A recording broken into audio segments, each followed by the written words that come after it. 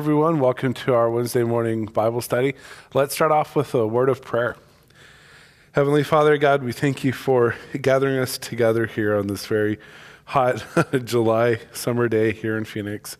What a time it is to gather and to discuss your word, especially as we're looking at this book of Corinthians. And pray, Lord, that you open our hearts and our minds to be able to receive you and your word. And all this we pray. Amen. All right, so if you're joining us online, you'll see that we have the phone number at the bottom, and I've got my computer here, and you can text in your questions. I'll receive them, and of course, I'll do my best to answer them on the fly. But of course, if you are here in person, then you don't need to do that. You could just simply raise your hand and just ask the old-fashioned way. How about that? The 20th century version, 21st century and 20th century version right here. So basically, we've been in this book of Corinthians, and first of all, for those of you who have been here the past few weeks, I mean, what do you guys think? An interesting book, huh? Pretty wild. It addresses all the stuff. If you think the Bible doesn't speak clearly on certain things, you just wait. You open up the book of Corinthians. And Corinth, as I had mentioned a couple weeks ago, but just to kind of reframe this a little bit, is it was a port town, and which means that there were a lot of travelers that came in and out. And also, it was the third largest city in the Roman Empire, so it was definitely a major metropolis area. It wasn't like a little town or something like that. But because of those factors, and also because they had the Greek goddess there for love, it really became known as Sin City. And so, a bunch of the sins that were celebrated back then, well, we see those exact same sins being celebrated today, don't we? And so that's why for me, whenever I read Corinthians, I'm very convicted by it, just because if we were to look at our world today, we see just so many parallels. And what Paul does is he kind of does the compliment sandwich to this church in Corinth, because after all, he had known this church. He had founded them years prior, and so whenever he writes to them, he instructs them and says he praises them for the things that they're doing well, and then he instructs them for the things that they need to correct. And so it's a little bit of compliment sandwich. The first chapter is, very flowery compliment, and then that ends. And then it goes right into, hey, but you guys really have disunity, which is a major issue.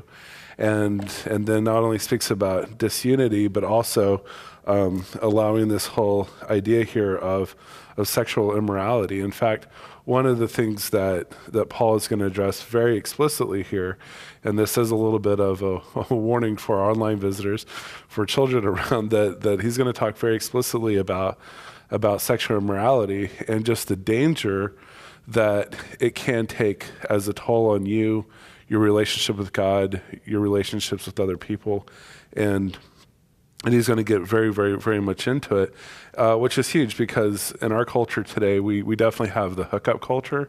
And I know that premarital sex has been around for forever, okay? It says prostitution, so does a bunch of other things.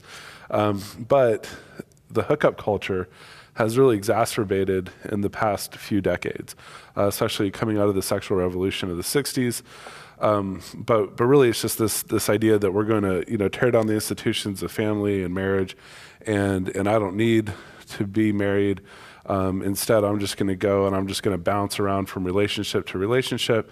And not only that, but with the hookup culture that we have, the one night stands. And really, it's like I was even telling someone this the other day. I said, whenever I become king, because I'm waiting for that to happen, the first thing I'm going to do is I'm just going to make the app Tinder go away. If you guys aren't familiar with the app Tinder, it's a way of being able to find people in your proximity where you just their profile picture and you can swipe left or right, and then that lets, depending which way you swipe, you pass them up or you let them know that you are interested in hooking up with them, and then you go and you do. And as a result, I guess I'm on a tangent now, so I might as well just continue. But like the statistics, and this is a dated statistic, so as of a few years ago, the number of sexual partners that someone will have whenever they get married in America is 27. Now, if that doesn't gross you out, like I don't know what does, it makes me all of a sudden much more of a believer in Purell. And just everywhere I go, I just want to like bathe myself in Purell because that grosses me out. But that is it though. And just imagine, and I talk about this with our teenagers, but it's so true. Just imagine, dun, dun, dun, dun, dun, dun, dun. It's your wedding day. You're walking down the aisle and you've had 0 partners, 0 baggage. What is your marriage going to look like? And then versus if you've had 27 partners, what is your marriage going to look like?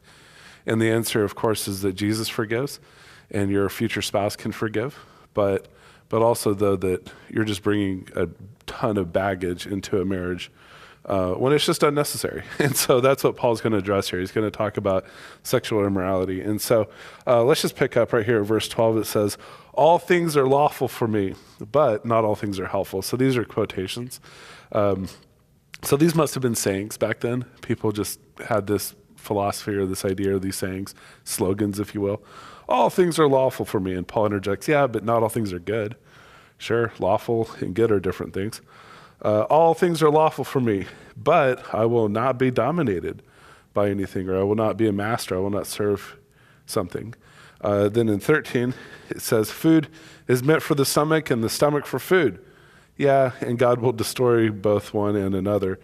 The body is not meant for sexual immorality, but for the Lord, and the Lord for the body. So the food thing here is talking about the kosher dietary laws, and essentially both of them will pass away, which is true, but Paul here is talking about sexual immorality, not for the Lord and the Lord for the body. And then it goes on to talk about the essentially the relationship between your sexuality and your relationship with God. Because I hear some people say this, they'll say, God's not interested in what I do in the bedroom. God's not interested in what I do in my relationships.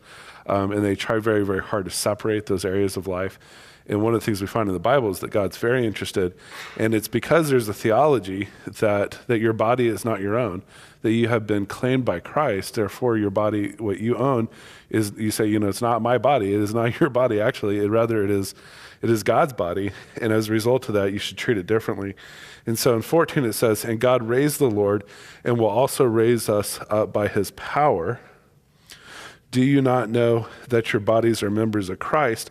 Shall I then take the members of Christ and make bodies, and make them members of a prostitute? Never. Or do you not know that he who is joined to a prostitute becomes one body with her? For it is written, the two will become one flesh. And in 18, did I get off one? I did, but that's all right. So 17 here says, but he who is joined to the Lord becomes one spirit with him. And then 18 says, flee from sexual immorality. Every other sin a person commits is outside the body, but the sexual immoral person sins against his own body. Or do you not know that your body is a temple of the Holy Spirit within you, whom you have from God? You are not your own, for you're bought with a price, so glorify God in your body. All right. So a lot of interesting stuff is happening here. Really talking about this whole idea of being joined together. And so on the slides here, I'll go back to that. So that would be in verse 15. Yeah, we'll go back to 15 and just see here how, and really this goes back to what Jesus had said, and also what was said in the garden whenever male and female were created in Genesis 2 here, that the two shall become one flesh. You must leave your father and mother and be joined to your wife, and the two then shall become one flesh. And so really, and that really is the theology of marriage. I was talking to someone, I guess this was a few years ago, but he was living with his girlfriend, and I had said, and he was wearing a wedding ring, and so I just said, hey, did you get married? Almost to imply like, hey, jerk, how come you didn't invite me to your wedding? But actually, he just kind of laughed a little bit. He goes, oh, well, he said, marriage is just a sheet of paper. I just laughed. I said, are you kidding me? And for this guy in particular, he had been divorced. And so I think of anyone, he should know more than anyone that marriage is much more than a sheet of paper. If that was true, then to get divorced, you just have to shred a sheet of paper. It's actually quite a lengthy process legally, but also spiritually, it's much more than a sheet of paper. In fact, the theology here is that the two become one. And so we see this with everything. In fact, one of the things that's really kind of cute whenever you see someone who is dating, they first start to use the pronoun I. I went to the movies last weekend. I went to wherever. And then all of a sudden they start to use the phrase we. We, went to the movies. We did this. And really that's just the theology here. But even before they get married, though, there's this idea that the two are joining together. But in holy matrimony, that this officially happens here, that it's not just two people, it's not roommates, if you will, but rather that it's two then become one. And so really with sexuality, one of the reasons that it's such a big deal, and I know that Christians sometimes get criticized for this. They say things like, church talks about sex too much, or Christians are too obsessed with it or something. And first of all, no, because actually it's a whole nother group of people that are constantly bringing this stuff up. And we as Christians are wanting to put the brakes on and say, oh, no, actually, I don't think that's such a good idea. And so really it's kind of the opposite. But even so, we would still look at this, though, and say, yes, but it is a big deal because of the way that God speaks about sexuality here, is that it's more than just simply a physical act, but rather that it's a spiritual act, that the two then become one flesh. And so what Paul is saying here in 15 here is that how then can you take the members of Christ, which is your body, and make them members of a prostitute? In 16 it's saying here that he who is joined to a prostitute becomes one body with her, the two shall become one flesh, one thing that Jesus quoted in Genesis 2 here. And so in other words, he's just simply saying that it's a big deal. And then he goes on to say then in 18, and I just love this word here, flee. Flee from sexual immorality. And so because it's such a big deal, and because it can do such harm to your body, to your relationship with God, what we're called to do as Christians is we're called to flee from immorality. The reason I love that word flee is because one of the tactics that Satan uses to tempt us is it's kind of like the frog in water, in hot water, where we just kind of get comfortable and we say, well, okay, I won't look at this website, but instead I'll just look at this website. Then after you're on that website for a few minutes, oh, maybe I will look at this website. Or I'm not going to ask this girl, I'm married, I'm not going to ask this other woman out on a date. We're just going to have coffee, all right? We're just going to go out for drinks. It's not a big deal. And that's one of the tactics that Satan uses. And even so, similarly, if we're approached, if we're married and someone, wants to take us out for drinks, there's this temptation of, well, technically there's not anything wrong with going out for drinks, right? Like, where in the Bible does it say you can't do that? Yeah, where does it say that? And instead what then we do is we just kind of ease ourselves into that temptation, and then all of a sudden we turn around and then we say to ourselves, oh no, what have we done? And that's one of the tactics that Satan uses here. And so, let's go back here. Okay, yeah. And so, as a result of that, he simply says the word flee. Flee, as in like run from the hills. Now, I think about this with the story of Joseph in the Bible. So one of my favorite stories, just in general, the story of Joseph is just incredible. We even went through it at VBS this year. It was just fun to go through. It's such a good underdog story. But one of the things that happens is that with Potiphar's wife comes on to him, and he literally just starts running. He runs out of the house, and she had pulled his clothes off of him, and so he probably had his tidy whities on or something, and he's just running down the road, half naked, and that's, he would rather do that. He would rather be on the road publicly half naked than to be in a place of temptation. And for me, I look at that and I commend Joseph for that, because that is fleeing, that is running for the hills. And too often, as our culture goes, that we just simply allow ourselves to just be okay with temptation rather than completely fleeing from it. I had mentioned cell phones and the internet has obviously become one of the biggest deals in our culture. And by the way, you talk about just destroying relationships, marriages, families, people's hearts, and then also all the people who are actually in that industry, the suicide rate. It's just a very devastating destructive thing that our culture has apparently just allowed and celebrated and said, this is actually a good thing. This is a moral good that we should have. But one of the things as Christians that we could do is if that is something that you're tempted by, did you know that there are apps out there that you could download and install, and they monitor and they block that temptation? And so all of a sudden, there is no longer that temptation in your life. In fact, some of the better apps have what they call accountability on them. And so you could set up your accountability partner to be someone who you think would be the last person in the world you want to find out that you're going to those websites. You could have them as like your pastor, for example. If you're thinking, hey, should I go to this website? And then the thought is, yeah, but if I try to, Pastor Mike's going to get an email. Are you more likely or less likely to visit that website? Put your grandma on there, right? Or, it doesn't matter. You can put whoever you want on there, but it's a great way of curbing that. And really, once again, once I become king, that is going to be one of the things that we're going to have as well. We're just going to destroy that whole industry. But it is interesting that, and some people say, well, no, I can't afford the $11 a month for that app. And it's like, oh, okay, really? Yeah, that's the reason why. But it is interesting that Paul here is calling us to free from sexual immorality, and then goes on to talk about the theology of it, because after all, for sexuality, that every other sin that someone commits is outside their body. Think about the 10 Commandments: lying and stealing, coveting, all of those things. Well, maybe not coveting, but in those cases, those are all happening outside your body. But sexuality is just, even Paul says it here, it's just a little bit different, because it is something that affects your actual body. It's inside your own body here. All right, then therefore we're to glorify God in our body. So before we move on, I'm sure you guys have tons of questions or thoughts. What do you guys think? Questions? Thoughts? Anyone? You guys are like, we can't talk about sex in church. This is weird. I'm with you.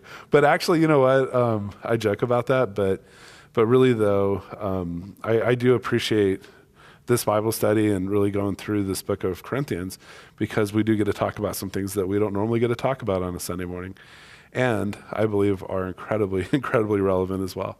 So our online people, I just looked, I'm not getting any text, angry text messages or people trying to heckle me, nothing. All right, well, in that case then, I think we'll just continue right on here. Let's go to 1 Corinthians 7. All right, so let's click on this button right here, and let's see if it loads up.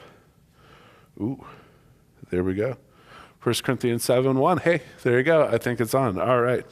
So it says this: now concerning the matters about which you wrote, it is good for a man not to have sexual relations with a woman. So this is something that they had written to Paul, and now he's going to respond to that. So someone had said, hey, Paul, it is good for a man not to have sexual relations with a woman. So he had said that, now he's going to address it. In verse 2 here, he says, but because of the temptation to sexual immorality, each man should have his own wife, and each woman her own husband.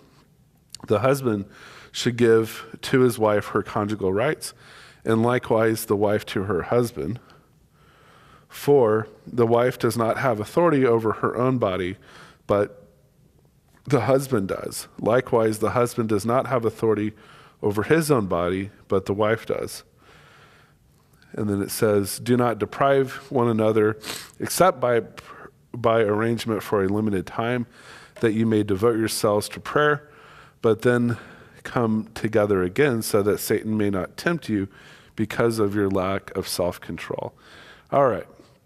So pretty interesting section. So someone had written to Paul saying, hey, actually, it's good for a man not to have sexual relations with a woman. And Paul just basically comes back, and he's actually later going to talk about, even in this chapter here, about how actually celibacy can be a very good thing. And there's a lot of rewards, a lot of gifts, a lot of great things that come with celibacy.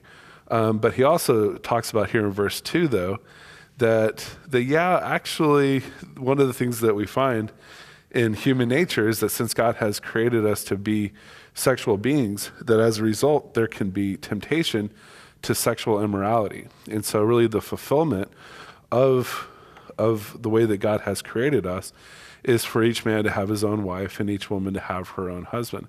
We can look back at this, for example, at the garden.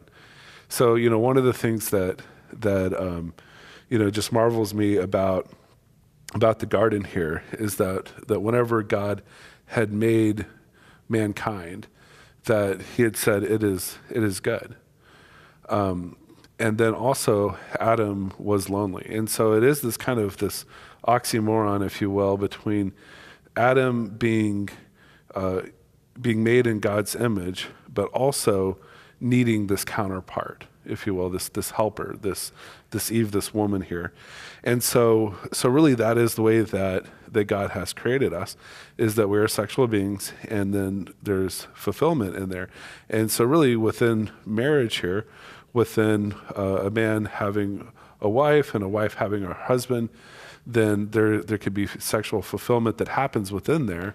And then as a result, there's not temptation to look elsewhere, whether that be on the internet or whether that be a coworker or an old Facebook friend. That's a whole other thing, by the way. We've actually seen that, unfortunately, here where some people get divorced. And the reason is because someone had reconnected with an ex, like a high school girlfriend or something, over Facebook. And so again, just one of the dangers to be weary of is social media. It turns out social media could also have its downsides. Who knew?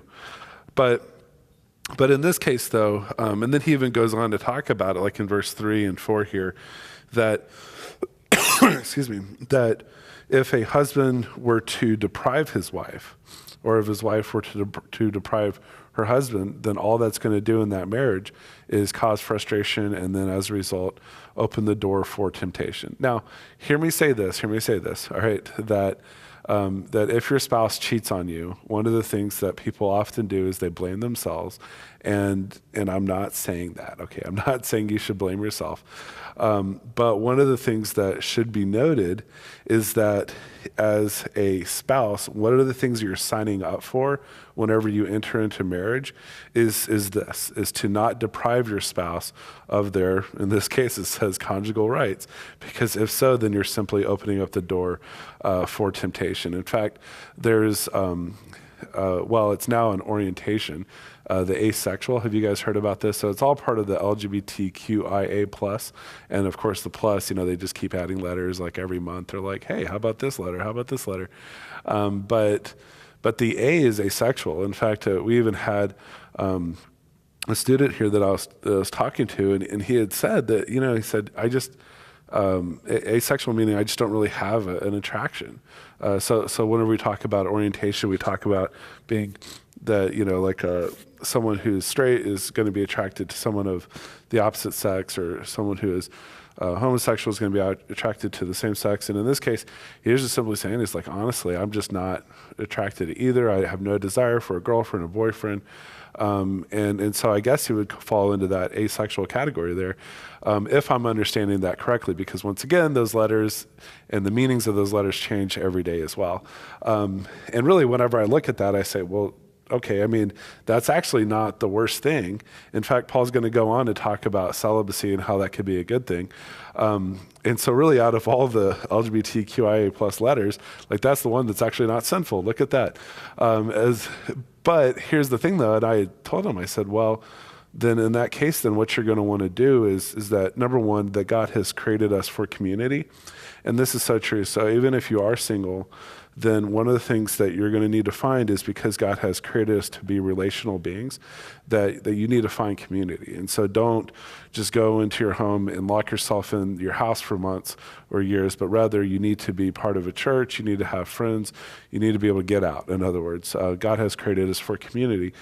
So he could still find that relational need met there in that way, and not necessarily in a sexual way.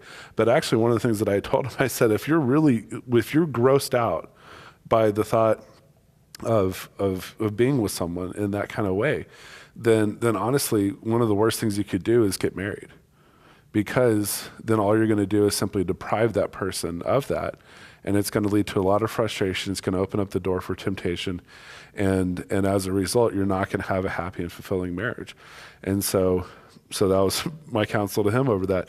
And so in this way, though, Paul is saying that, and he's just laying it out very clearly. It's all very practical. This is almost like if you're pre-marriage counseling right here. If you're about to get married, read 1 Corinthians 7. Really a lot of great stuff here. Because Satan can tempt us because of your lack of self-control. And so really just opening up the door there for Satan to come on into your marriage. And why would you invite that in there? All right, so now let's go on to verse 6 here. Verse 6, it says, now as a concession, not a command, I say this. Paul sometimes does this. He'll say, I say this, not the Lord. And he's drawing that line, making that very clear here. Verse 7, though, it says, I wish that all were as I myself am, but each has his own gift from God, one of one kind and one of another. So he's talking about how God has made us to be different people, and we each have different gifts, and he's going to say that's okay. And so in verse 8 here, he's going to say, to the unmarried and the widows, I say that it is good for them to remain single as I am. But if they cannot exercise self-control, they should marry, for it is better to marry than to burn with passion. All right, so really Paul is actually going to talk about how, it's kind of an interesting section, isn't it? Because he starts off saying that really the ideal thing, what's good, is marriage, because there's fulfillment in marriage. But then he's also going to say, but there's also a gift, and there's also a great thing if you're single.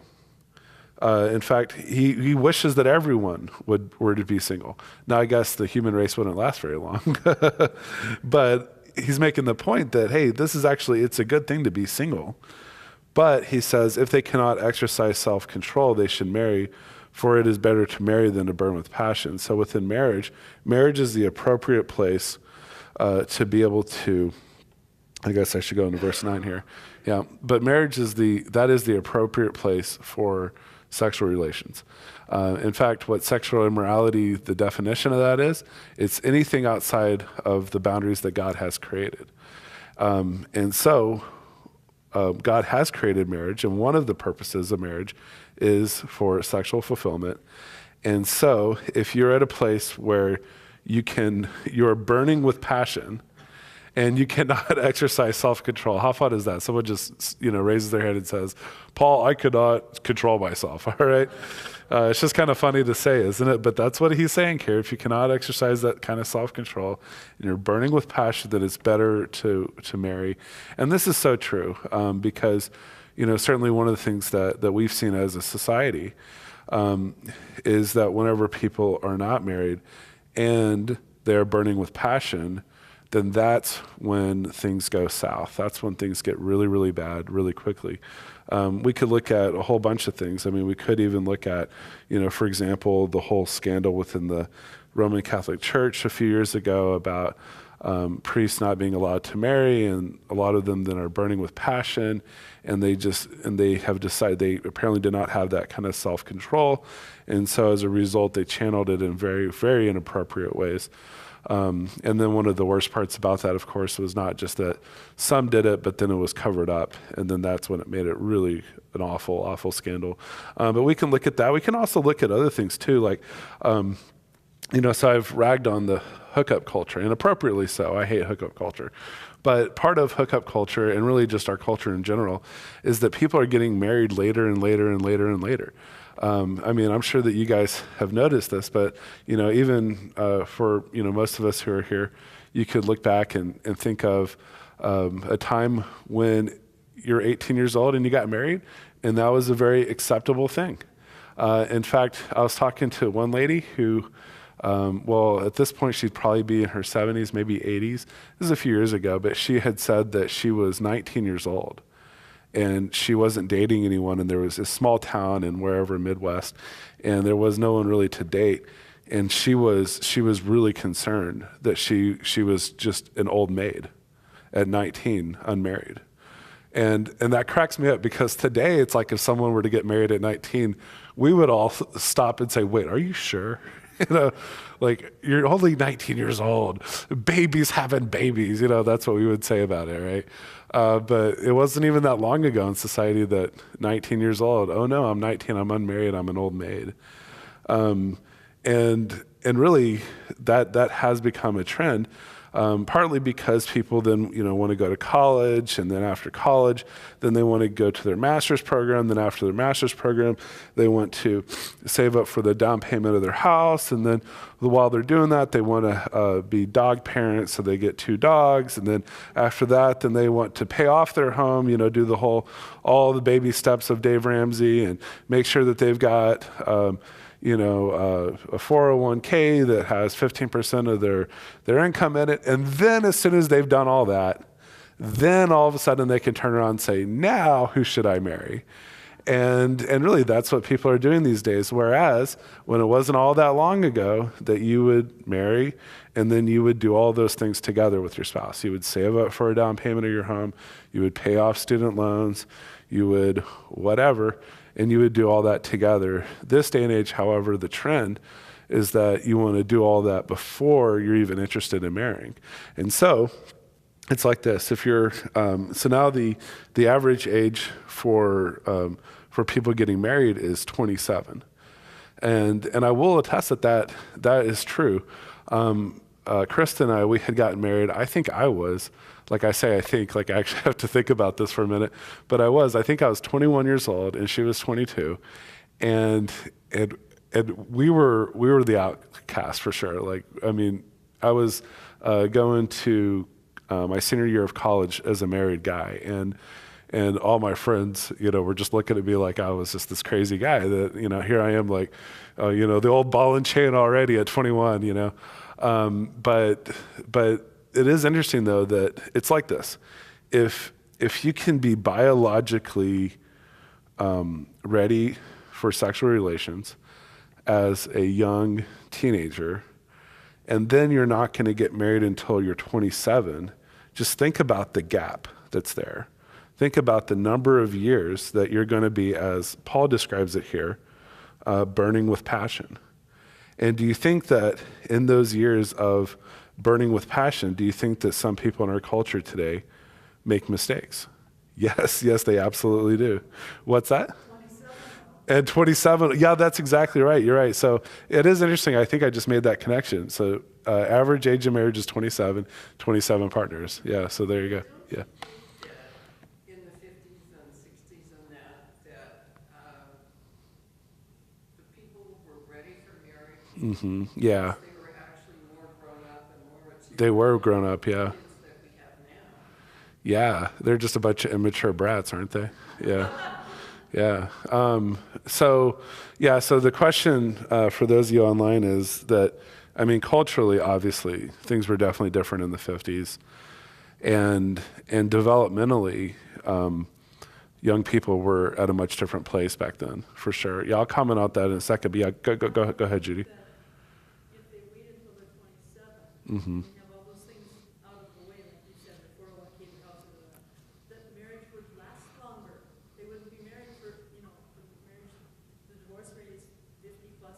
It is, yeah. Mm-hmm. Yeah. So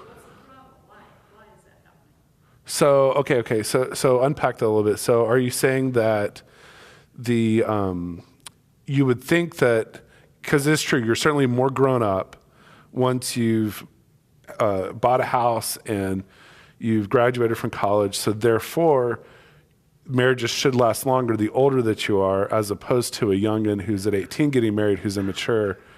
And then you're saying, then why is it that we have a high divorce rate or short-term marriages? That was a tongue twister. Is that kind of what you're asking over here? Well, let's open that up. What do you guys think? Yeah, go ahead. The divorce rate, they say 50%, but it's not, because it's serial divorces. Right. Remarriages, yeah. 50% of all couples that ever get married. Correct. So 50% of divorces, but not necessarily all couples.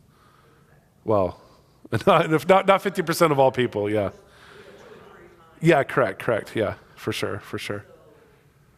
But don't you think the ones that are older when they get married and stuff, that they're so used to doing and accomplishing everything by themselves, Mm-hmm. that they become a little bit selfish and Yeah. don't know how to share?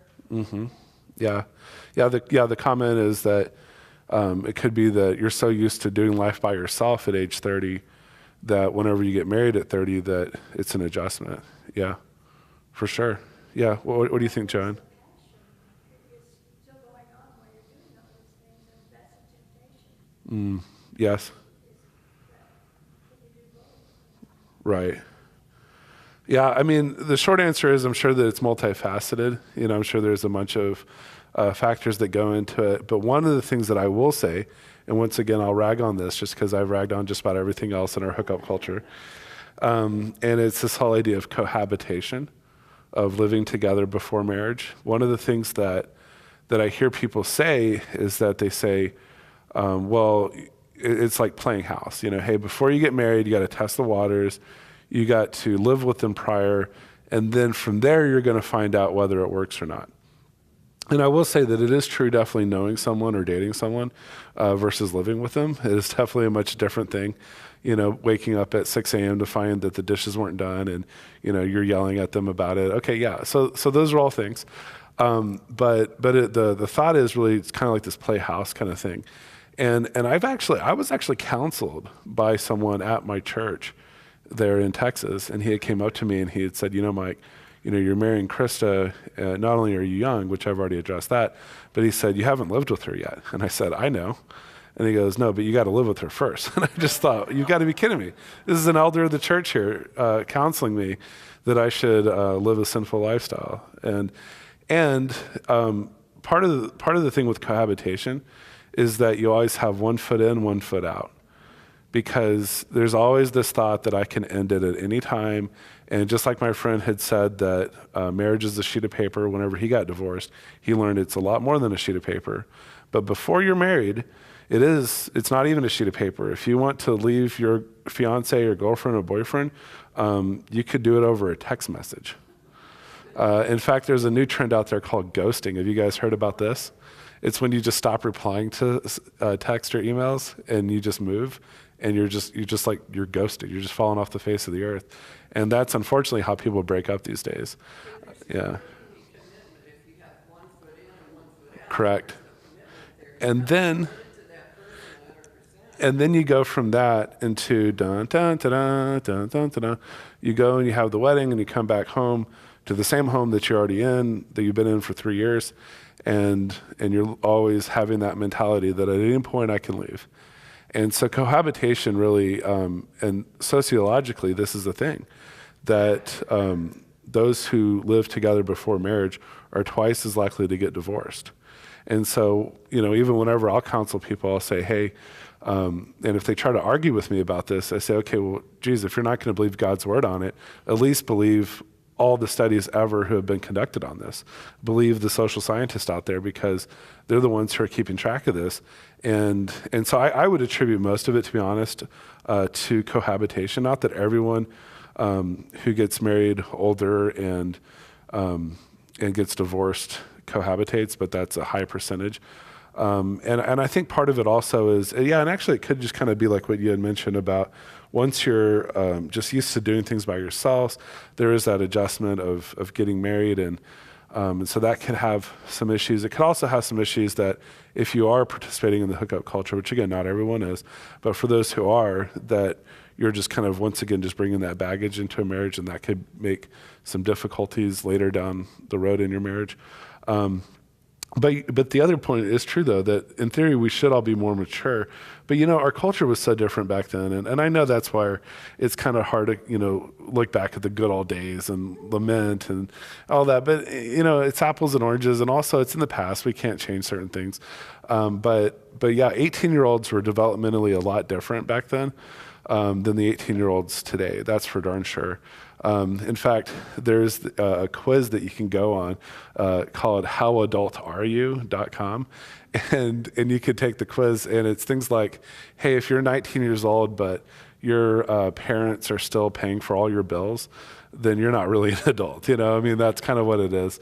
So yeah, 18-year-olds back then certainly were much more prepared for life. And so whenever they did get married, they were just, they were just more mature in that way. But I guess the greater point though is that if you're biologically ready to go at 12, and then all of a sudden you're not getting married until you're 27, that's 15 years there. Whereas Paul would say here that you're burning with passion. And as a result, now you can exercise self-control. I mean, that is a thing too. No one is victim to their urges or their passions. In fact, that's one of the things that I hear sometimes. People will say, but Mike, I just couldn't help it. It's like, yes, you could. You could have helped it. Yeah, go ahead. The thing is that it's the promise. You've made a promise, and that's why God is so serious about it, because He's involved in that promise. It's a three-way thing. Marriage involves God. Right. And so if you don't make a promise, Mm-hmm. you don't have anything to measure up to, but if you promise, Mm-hmm. then you're not saying this very well, but God is involved in that. Mm-hmm. Yeah. That's why God is so serious about it. Sure. Yeah. Yeah, and it's absolutely huge, and that's why, again, the whole marriage is just a sheet of paper. It's just it's such bogus because you're exactly right that what you're doing is you're standing before God and others and your spouse, and you're making this commitment. I mean, you're making an oath. And also then you're invoking God into that marriage as well. And so that's why it is so different. It really is. Yeah. All right, well, let's continue. And so let's go to verse 12. Is that where we were left off? 10, there we go, of course. Oh yeah, there it is. Okay. To the married I give this charge, not I, but the Lord. The wife should not separate from her husband, but if she does, she should remain unmarried or else be reconciled to her husband, and the husband should not divorce his wife.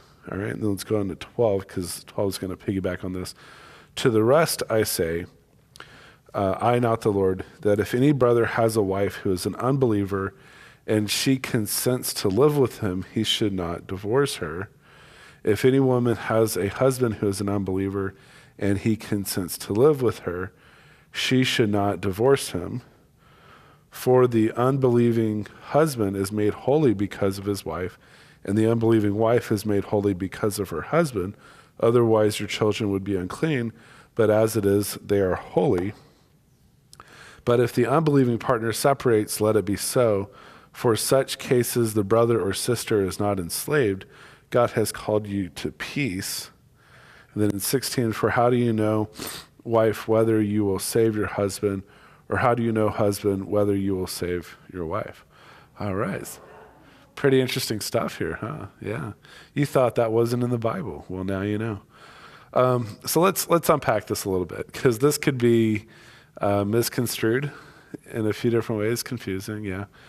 So, especially in verse 12 here, one of the things we find is that whenever you marry someone who's an unbeliever and she consents to live with him, he should not divorce her.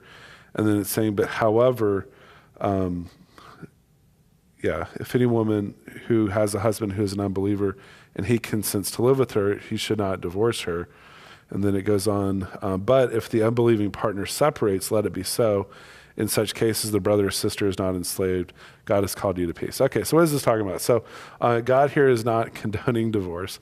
In fact, one of the things that Jesus talked very clearly on was this area of divorce and the permanence of it. We can just go rewind just a little bit in the same chapter about how the theology of marriage, that you are one flesh.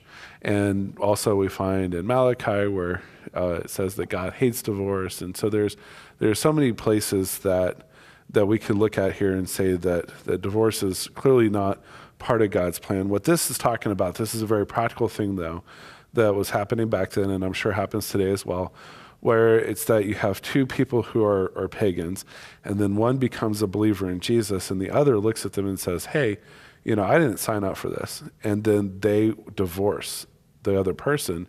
And what Paul is saying here is he's just saying, let them go. just release that from the marriage here, because after all, it's something that they did not sign up for, and they're also the ones who are initiating the divorce. So it's not as if the believer is initiating, but rather it's the unbeliever. And the other thing here is that we get into this whole deal about the unbelieving spouse being made holy because of the believing spouse, and also children being made holy. Now, this could be misinterpreted for sure, where we have someone who says, well, I don't believe in God, but my wife does, and she goes to church, and so therefore I think I'm going to be with her in heaven. Someone could misinterpret that, and that's not what this is talking about, and nowhere else in Scripture would you find that. Although there was some literature from way back when that I had read in college, some American novel, I forget exactly which one it was, but he had said that he believes that when his wife goes to heaven, that he's going to be holding her skirt as he goes to heaven. And so he had kind of just had this image somehow in his mind that that was it, that he's going to be saved through his wife. And maybe he had gotten that bad theology from here, misinterpreting 1 Corinthians, or it was just kind of his own idea. I don't really know. But that's not the case. Because each is accountable. And so if you're someone who rejects God, then you will not be in heaven. Despite who you are married to or not married to, that's largely irrelevant. But what Paul is talking about here, though, is he is simply saying that there is a place and an opportunity then for your spouse to come to know the Lord through you modeling it, through you talking about it, through you preaching, that there is an opportunity for them to come to know God. And that's also true for your children as well, that if you are both non-believing and you have children and then you become a believer, then now you have an opportunity to teach Jesus to your kids. And so those are all very good things. So as a result, what he's saying is if they'll stay with you, then stay in that marriage. Like, don't actively divorce for sure, because you have an opportunity of witnessing to them.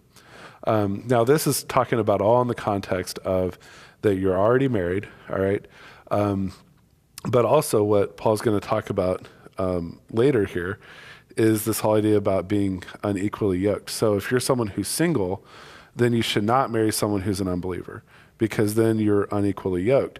And also, by the way, and to this point, some people will try to quote this to talk about dating someone as missionary dating. Have you guys heard that term before? And so it's whenever you date someone and you say, and you would say, yeah, but if you were to marry them, then you'd be unequally yoked. And you'd say, yes, but I'm dating them so that way I can witness to them. And by and large, that does not work. By and large, we have seen it work a couple times, and by the grace of God, we've seen it work a couple times where, there was one couple in particular I can think of that she was a believer, she married an unbeliever, they had kids, and for years, for like 30 years or something like that, that the husband did not believe in Jesus, but he repented and he came to know the Lord, and now he's a strong Christian, and so that's, you would look at that as a success, right? And that's good. But the only problem is that their kids, because that was such a long period of time that all their kids grew up not going to church and not being taught Jesus, and certainly not being taught from their father. In fact, this was a deal that they would come home from church, because they would still go to church every now and again, and when they did, their dad would laugh at them and go, you guys believe in that stuff. And if you're 7 years old, it almost doesn't matter what was taught in Sunday school. If you come home and your dad mocks your faith, which do you think is going to carry more weight, your Sunday school teacher or what your dad says? And unfortunately, because of that, their kids don't go to church. They don't believe in Jesus. And so as much of it is a win as it was, it still wasn't that big of a win. For everyone else, however, just at least practically speaking, I've seen it go the other way. Well, they'll start dating someone to missionary date them, and then they themselves stop believing in Jesus. I've seen that happen more often than not. And so there's a danger there, but this is not talking about that. This is talking about if you're already married, here's what to do. So these are all just kind of practical things. That if they want to divorce you, according to Paul here, then you can allow it. But if they will stay married to you, then you should, because you have an opportunity to evangelize to them. All right, so let me pause here for just a minute. Any other thoughts? Any other questions before we move on? Yeah, go ahead. Your faith, I mean, it's an ongoing process. Sometimes when you're real young, you don't have a mature faith. You don't know all the things that's in the Bible, and you don't know. Mm-hmm. You're just too busy with your life. Right. So sometimes I think that maybe around the age of 30, you start waking up. This is serious. This is life. Yeah. I thought that my own life, I've really gotten real mature since my husband's died. Mm. Yeah. There's all things in the church, but Sure. you just progress. You just get more mature. Mm-hmm. Yeah, and that's definitely the goal, that, you always want to be growing in your faith. And you're right, there can be certain times in your life when kind of you have like those light bulb moments, or where you grow a lot really quickly. And yeah, that certainly can happen at, around age 30, when you kind of become an official adult. You're out living on your own. Maybe you're married at that point. Maybe you've got a house, and you start taking just life in general more seriously. That could happen then, yeah. And it could happen at other times too in your life as well. Yeah, it certainly could. All right, so let's go on to 17 here. So 17 is a similar vein, shifting gears a little bit though, and it says, the subtitle here is "To Live as You Are Called." So it says, "Only let each person lead the life that the Lord has assigned to him and to which God has called him. This is my rule in all the churches." So talking a little bit kind of about the whole single or married thing. Just live the life that you're called here. And so in 18 then it says, "Was anyone at the time of his call already circumcised? Let him not seek to remove the marks of circumcision. Was anyone at the time of his call uncircumcised? Let him not seek circumcision." And so I guess part of what this is talking about here in 18 is that, in the study notes, it talked about this, that some Jews, like in Maccabees, had, whenever they were participating in like these Greek sporting events where they were not clothed, let's put it that way, they would try to hide their circumcision in some way. And what Paul is talking about here is don't do that, okay? In fact, in 19, it says that for neither circumcision counts for anything, nor uncircumcision, but keeping the commandments of God. Each one should remain in the condition in which he was called. Were you a bondservant when called, do not be concerned about it, but if you gain your freedom, avail yourself of the opportunity.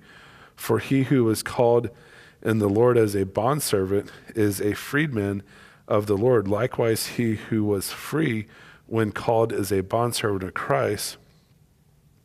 And, I got off by one. All right, let's go to 23 though. And it says, "You were bought with a price, do not become bondservants of men. So brothers, whatever condition he was called, let him remain there." So this is actually a pretty interesting section here about being a bondservant. And he's basically saying, hey, if you're a slave, don't be worried about it. No worries. Now for me, I don't know, I guess I've never been a slave, but like the one thing that would be on my mind if I was a slave is, how can I get free? That would be what I would be thinking of. And basically what Paul is talking about here, it's kind of, I think, pretty interesting. But he's basically saying, look, you're already freed in Christ. You're already spiritually free. You're already a child of God. You're going to be in heaven. Make that your number one identity, not whether you're male or female or circumcised or uncircumcised, or that you're free or slave. Don't make those your primary identities, but rather your primary identity is that you're a child of God and that you're already freed. You're already a freed person. And so now he's saying, so don't be concerned about, just don't make the number one goal in your life to become free. In fact, in 21 here he says, but if you gain your freedom, avail yourself of the opportunity. So if you can run, all right? I think that's what he's saying here. But really though, to not make that your number one goal or your number one identity. And I'm sure that if we were to go back in the 1800s, I'm sure that someone used this as a proof text to justify slavery or something of that nature. And that's not what this is about. Paul's not saying that slavery is a good thing even, but he's just talking about within the social constructs that already were within slavery, that, hey, you know what, really, that, and really just kind of live as you're called. And so whether you're widowed or whether you're married or unmarried, or whether you're a slave or whether you're free or whether you're circumcised or uncircumcised, just be content with where you're at is really what Paul is saying here. Because after all, you're bought with a price. Do not become bondservants of men. And so whatever condition each was called, let him remain with God. All right, so we did get a question here. Thank you to whomever called in, or not called in. What day and age do we live in? Texted in a question. And here's the question. It said, when did concubines become sinful and no longer accepted? All right, well, thank you for that question. Right here at the end with a few minutes remaining. So when did concubines? Oh my, okay, so this is fun. So a concubine, let me just ask, are you guys familiar with that term? Do you guys know what that means? So basically a concubine was a woman who was legally unioned with a man, but did not have all of the same marital rights that a wife would have.